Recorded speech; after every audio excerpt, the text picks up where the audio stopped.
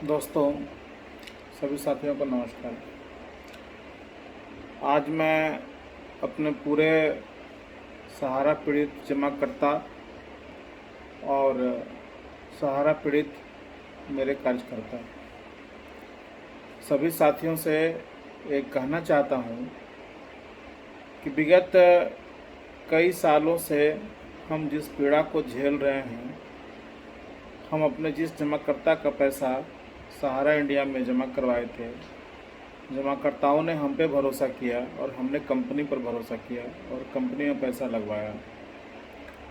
हमने कोई गुनाह नहीं किया था।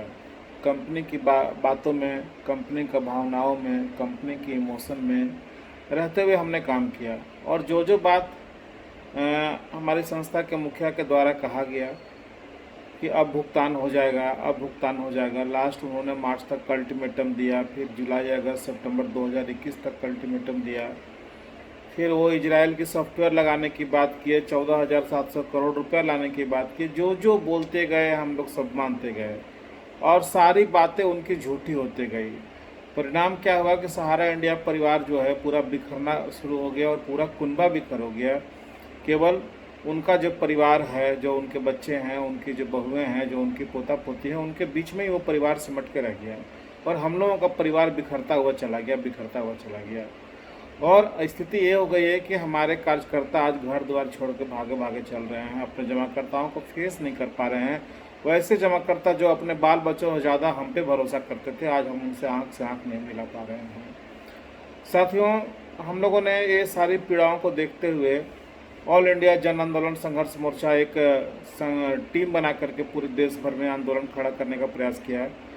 और हम लोगों ने चाहा कि सब लोग, पूरे देश के लोग दिल्ली आंदोलन करें, दिल्ली में चलें और सरकार से अपनी बात को रखें कि भाई हमारा पैसा जहां लगा हुआ है वो पैसा सहारा की सोसाइटियों में फंसा हुआ है। पीछे क्या हुआ उसको हम उस पर चर्चा नहीं करना चाहते हैं। अभी फ़िलहाल जो हमारे हाथ में जो सर्टिफिकेट है सब लोगों का, वो सहारा सोसाइटियों का है और जिसका कि वो लाइसेंस जो है वो सहकारिता मंत्रालय के द्वारा दिया गया है। तो ये भारत सरकार की भी बात आती है कि उन्होंने जब लाइसेंस दिया है तो भुगतान की जिम्मेवारी भी उनको होना चाहिए।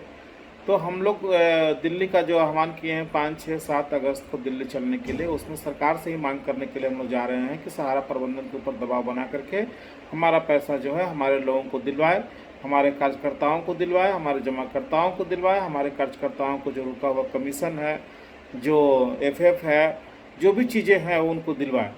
और जो साथी हमारे ऑफिस के कार्यकर्ता थे, जो ऑफिस में काम करते थे, उससे भी सहारा कंपनी जो है अपना विंड्स में ट्रांसफ़र करके और वहाँ से उन्हें कंपनी छोड़ने पर मजबूर कर दिया।